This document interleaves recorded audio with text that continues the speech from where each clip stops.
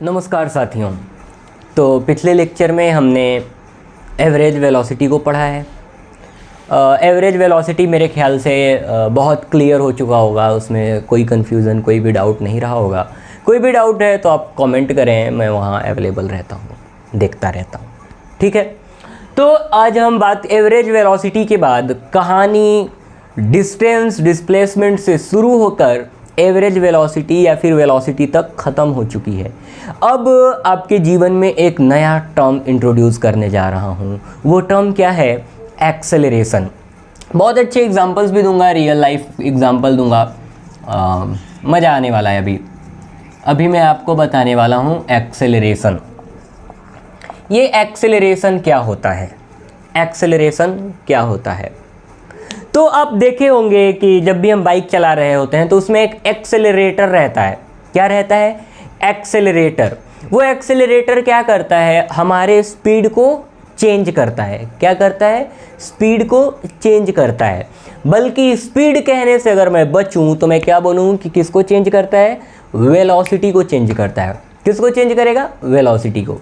तो एक्सेलरेटर क्या करता है? तो वेलोसिटी क्या होती है? इंक्रीज होती है ना, वेलोसिटी को इंक्रीज करता है। तो वो एक्सेलरेटर यही एक्सेलरेशन से आया।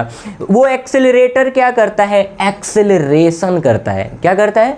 एक्सेलरेशन करता है। लेकिन ये एक्सेलरेशन का मतलब क्या होता है? एक्सेलरेशन का मतलब क्या होता है? एक्सेलरेशन का मतलब होता है कि एक सेकेंड में आपने वेलोसिटी को कितना चेंज किया। एक सेकेंड में वेलोसिटी को कितना चेंज किया।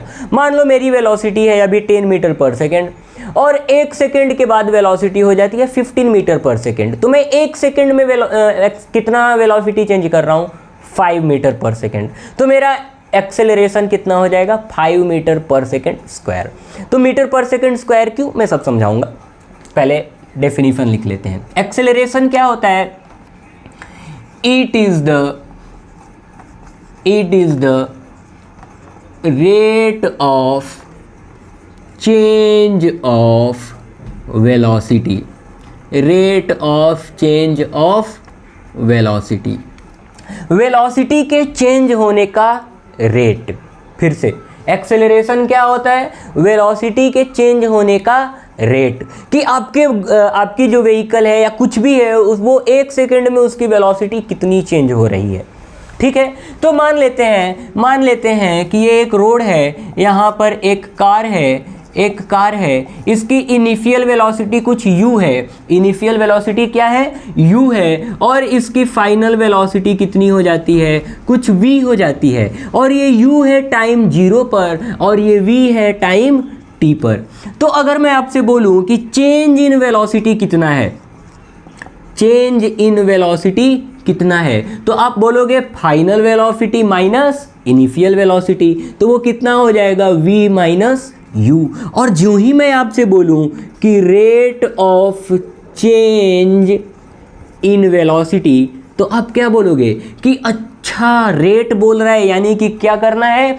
चेंज को, किसका रेट है? चेंज इन वेलोसिटी का। तो इसको हमें टाइम से डिवाइड कर देना है। तो ये क्या बनेगा? v minus u upon t. और ये rate of change in velocity क्या है? यही तो है एक्सेलरेशन। तो क्या बना formula? a equal to v minus u upon t. यहाँ पर समझने वाली बात ये है, वेयर u क्या है? Initial velocity. u क्या है? Initial velocity. v क्या है? Final velocity. और t क्या है? Time taken. t क्या है भाई? Time taken. कितना टाइम लग रहा है वेलोसिटी को चेंज करने में। तो एक्सेलरेशन का फॉर्मूला क्या बन के आया? a equal to v minus u upon t. और ये a क्या है? एक्सेलरेशन। ये भी लिख ही देता हूँ, क्यों छोड़ा जाए भाई इसको। एक्सेलरेशन। ठीक है, तो आपको समझ आया होगा। अब ये भी फॉर्मूला कैसे आता है? ये भी सिंपल यूनिटरी मेथड है। अगर t टाइम में चेंज जितना है तो एक सेकेंड में कितना होगा? तो चेंज डिवाइडेड बाई टाइम। खत्म, आ गया ना एक्सेलरेशन। चलो, तो ये एक्सेलरेशन की बात हुई, लेकिन ये एक्सेलरेशन कैसी क्वांटिटी है? अगर आप डेफिनेशन देखो तो किसका चेंज है? वेलोसिटी का। और वेलोसिटी कैसी क्वांटिटी है? वेक्टर। तो ये भी क्या हो, कैसी क्वांटिटी होगी? वेक्टर क्वांटिटी होगी। कैसी क्वांटिटी होगी भैया? वेक्टर क्वांटिटी होगी। सही है, चलो आगे बढ़ते हैं। तो ये वेक्टर क्वांटिटी होगी। Rate of change in velocity acceleration, ये वेक्टर क्वांटिटी। अब मैं इसकी एसआई यूनिट बताता हूँ आपको। क्या बताऊँगा? SI unit. एसआई यूनिट कैसे निकालेंगे मैं एक बार फिर आपको समझा दूं। किसका एसआई यूनिट चाहिए? एक्सेलरेशन का। तो जब एक्सेलरेशन का एसआई यूनिट चाहिए तो कुछ मत करो, कहाँ पहुँचो? एक्सेलरेशन के फॉर्मूले तक। तो एक्सेलरेशन के फॉर्मूले में मुझे ऊपर वेलोसिटी दिख रहा है, तो वेलोसिटी का यूनिट क्या होता है? मीटर पर सेकेंड डिवाइडेड बाई नीचे टाइम दिख रहा है, तो टाइम का यूनिट क्या होता है? सेकेंड।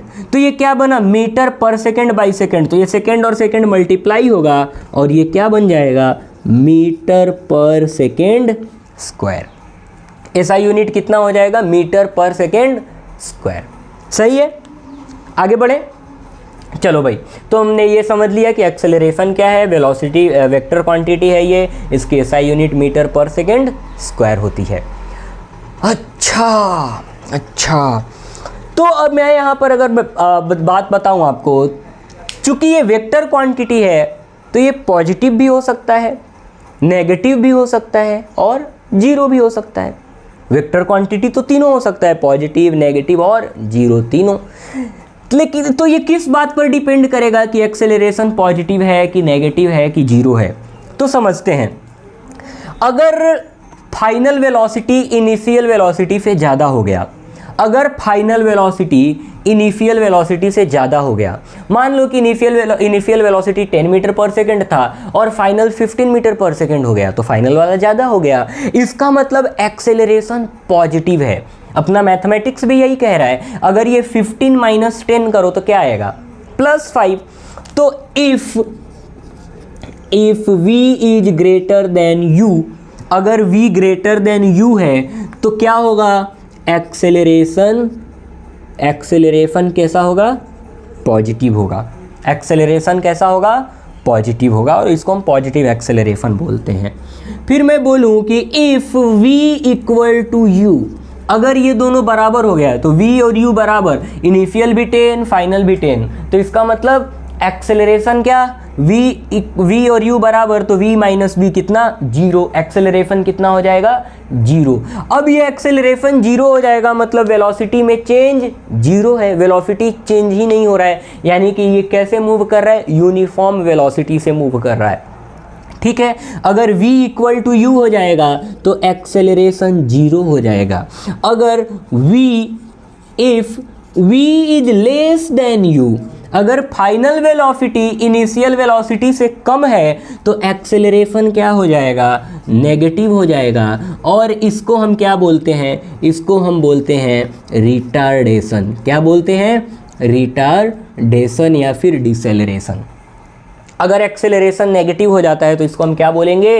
रिटार्डेशन या फिर डिसेलरेशन। सही है, अभी तक कोई दिक्कत नहीं? बढ़िया। चलो, तो ये एक्सेलरेशन पॉजिटिव कब होगा भाई? जब फाइनल वेलोसिटी इनिशियल वेलोसिटी से ज़्यादा हो। एक्सेलरेशन जीरो कब होगा? जब फाइनल वेलोसिटी और इनिशियल वेलोसिटी दोनों बराबर हो। एक्सेलरेशन नेगेटिव कब होगा? जब फाइनल वेलोसिटी इनिशियल वेलोसिटी से कम हो। चलो, अब मैं थोड़ा सा रियल लाइफ में आता हूँ। मान लो अपन बाइक पे चल दिए, वेलोसिटी बढ़ाना है तो क्या करूँगा? एक्सेलरेटर घुमाऊंगा, वेलोसिटी इंक्रीज होगी। फाइनल वेलोसिटी क्या होगी? इनिशियल वेलोसिटी से ज़्यादा होगी, यानी कि एक्सेलरेशन कैसा है? पॉजिटिव है। एक्सेलरेशन कैसा है? पॉजिटिव है। अब आप देखोगे तो एक ब्रेक नाम की चीज़ होती है, तो ब्रेक किसका काम कर रहा है? ब्रेक काम कर रहा है नेगेटिव एक्सेलरेशन का। ब्रेक किसका काम कर रहा है? नेगेटिव एक्सेलरेशन का। एक्सेलरेशन दोनों करा रहे हैं, कौन कौन? एक्सेलरेटर और ब्रेक। फर्क क्या है कि एक्सेलरेटर पॉजिटिव एक्सेलरेशन करा रहा है और ब्रेक नेगेटिव एक्सेलरेशन करा रहा है। ब्रेक नेगेटिव एक्सेलरेशन क्यों करा रहा है? क्योंकि जो ही हम ब्रेक लगाते हैं तो फाइनल वेलोसिटी इनिशियल वेलोसिटी से कम हो जाती है। जो ही हम ब्रेक लगाते हैं तो फाइनल वेलोसिटी इनिशियल वेलोसिटी से कम हो जाती है, इसलिए ब्रेक कैसा काम कर रहा है? नेगेटिव एक्सेलरेशन का काम कर रहा है। समझ आ रहा है? बढ़िया। तो मैं एक बार टाइम देख लूँ, उस हिसाब से फिर आगे बढ़ते हैं। लेक्चर भी 10 मिनट का ही हुआ है, तो थोड़ा और बढ़ जाते हैं आगे, थोड़ा आगे और बढ़ जाते हैं। तो कुछ क्वेश्चंस कर लेते हैं, क्वेश्चन कर लें या फिर यूनिफॉर्म और नॉन यूनिफॉर्म एक्सेलरेशन पढ़ लें। कुछ क्वेश्चन कर लेते हैं, क्योंकि अभी ताज़ा सीखे हैं ना, तो मज़ा आएगा। मान लो यहाँ पर एक कार है, इसकी इनिशियल वेलोसिटी है 10 मीटर पर सेकेंड, और एक कार कुछ यहाँ, ये कैसी कार बन गई, ये कार कुछ यहाँ पहुँचती है और इसकी फाइनल वेलोसिटी बनती है 20 मीटर पर सेकेंड। ये वेलोसिटी को चेंज होने में जो टोटल टाइम है वो लगता है कितना टाइम लगता है, मान लो 5 सेकेंड्स। तो अगर मैं आपसे पूछूं कि बताओ एक्सेलरेशन कितना हो रहा है, तो आप क्या बोलोगे? अब पहले तो ये देखो कि इनिशियल वेलोसिटी 10 मीटर पर सेकेंड है, फाइनल वेलोसिटी 20 मीटर पर सेकेंड है, और टाइम कितना लग रहा है? 5 सेकेंड। हमें पता है कि a = v - u/t होता है, तो फाइनल वेलोसिटी 20, इनिशियल वेलोसिटी 10 और टोटल टाइम कितना लग रहा है? 5 सेकेंड, यानी कि 10/5 यानी कि 2 मीटर पर सेकेंड स्क्वायर। यूनिट में बताया था आपको 2 मीटर पर सेकेंड स्क्वायर होता है, तो ये कैंसिल होके कितना बना? 2 मीटर पर सेकेंड स्क्वायर। अब ये 2 मीटर पर सेकेंड स्क्वायर क्या बता रहा है? ये क्या बता रहा है? It states that the velocity of the car changes by 2 meter per second in each second। ये क्या बता रहा है कि हर सेकेंड में ये कार की वेलोसिटी कितनी होगी? 2 मीटर पर सेकेंड से इंक्रीज हो जाएगी। चेंज, और बिल्कुल ये पॉजिटिव है, तो मैं बोलूँ कि चेंज भी नहीं, क्या इंक्रीज हो जाएगा, क्योंकि पॉजिटिव है। पॉजिटिव एक्सेलरेशन में क्या होता है? वेलोसिटी इंक्रीज होता है। तो क्या होगा? मान लो अभी टाइम 0 पर वेलोसिटी है 10, एक सेकेंड के बाद कितना होगा? 12, अगले सेकेंड में कितना होगा? 14, अगले सेकेंड में कितना होगा? 16, अगले सेकेंड में कितना होगा? 18, और उसके बाद कितना होगा? 20। तो अगर आप ऐसे देखो तो 5 सेकेंड लगेंगे इसको 20 मीटर पर सेकेंड तक पहुंचने में। सही है? तो ये तो था एक चिंदी सा क्वेश्चन। अगला क्वेश्चन देख लेते हैं। फिर से एक कार बनाते हैं, और इसकी इनिशियल वेलोसिटी मान लो मैं दे दूं आपको 20 मीटर पर सेकेंड, और फाइनल वेलोसिटी बोल दूं कि ये रेस्ट में है, बोल दूं कि फाइनली ये रुक गई, रेस्ट में आ गई। तो ये टाइम 0 है और ये टाइम आए कुछ 5 सेकेंड्स। मैं आपसे पूछूं बताओ एक्सेलरेशन कितना है, तो आपको देख के क्या लग रहा है कि फाइनली रेस्ट में है, यानी कि फाइनल वेलोसिटी 0 और इनिशियल वेलोसिटी 20। तो फाइनल वेलोसिटी इनिशियल वेलोसिटी से कम है, तो एक्सेलरेशन तो नेगेटिव आएगा। अब मैथमेटिक्स क्या कहता है देख लेते हैं। a = v - u/t होता है, तो फाइनल वेलोसिटी कितना? 0 माइनस इनिशियल वेलोसिटी कितना? रेस्ट का मतलब क्या होता है? वेलोसिटी 0 हो जाएगा। इनिशियल वेलोसिटी 20 मीटर पर सेकेंड, और टाइम कितना लग रहा है? 5 सेकेंड। टाइम कितना लग रहा है? 5 सेकेंड। तो ये कितना बना भाई, देख लो जरा। a = -20/5, 0 - 20 तो ये कितना बन जाएगा? -4 मीटर पर सेकेंड स्क्वायर। अब ये क्या बता रहा है? It states that the velocity of the car